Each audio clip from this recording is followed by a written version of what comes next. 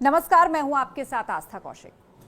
Hezbollah के chief Naeem Qasim दावा कर रहे हैं कि जंग में इजराइल की करारी हार हुई है और मजबूर होकर नेतन्याहू को सीज फायर समझौता करना पड़ा है।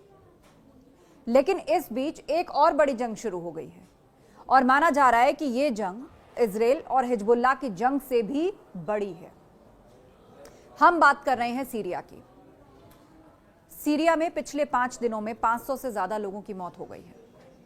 कहा जा रहा है कि सीरिया में एक तरफ है अमेरिका, इजराइल और तुर्की और दूसरी ओर है रूस और ईरान। सीरिया के राष्ट्रपति बशर अल असद को हटाने के लिए विद्रोही गुट हयात तहरीर अल शाम यानी कि HTS ने मुहिम छेड़ दी है और HTS की मदद कर रहे हैं तुर्की, अमेरिका और इजराइल। अमेरिका और इजराइल बशर अल असद का तख्ता पलट कराना चाहते हैं और इसीलिए वो असद की सेना को हराने में जुट गए हैं। लेकिन इस बीच इस लड़ाई में हो गई है ईरान और रूस की एंट्री। रूस ने बशर अल असद को बचाने के लिए सीरिया की सेना की मदद करनी शुरू कर दी है। रूस की सेना ने विद्रोहियों पर बमबारी शुरू कर दी है। रूस और ईरान चाहते हैं कि सीरिया में किसी भी सूरत में तख्ता पलट ना हो और बशर अल असद राष्ट्रपति बने रहे। इस बीच खबर आई है कि HTS ने अलेप्पो समेत 50 शहरों और गांवों पर कब्जा कर लिया है और विद्रोहियों की सेना आगे बढ़ती जा रही है।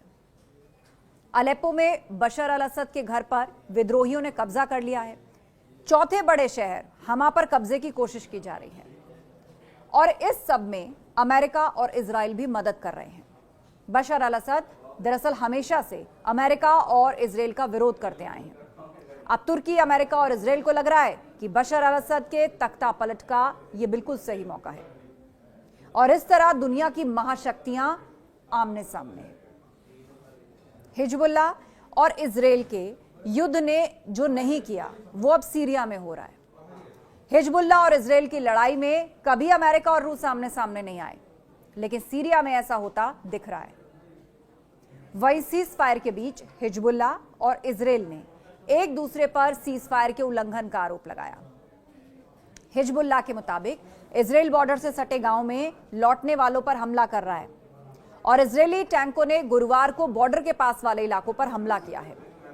तो वहीं इजराइल का कहना है कि गाड़ियों पर सवार कुछ संदिग्ध लोग लेबनान में दक्षिणी क्षेत्र में पहुंचे थे, जिन्हें रोका गया है। ऐसे में अब सवाल बड़ा यह है कि हिजबुल्लाह और इजराइल के बीच सीज फायर कब तक लागू रह पाएगा और क्या अमेरिका और इजराइल का प्लान सीरिया में फेल हो जाएगा? इसका जवाब अगले कुछ दिनों में साफ हो जाएगा, लेकिन फिलहाल सीरिया में जबरदस्त जंग जारी है।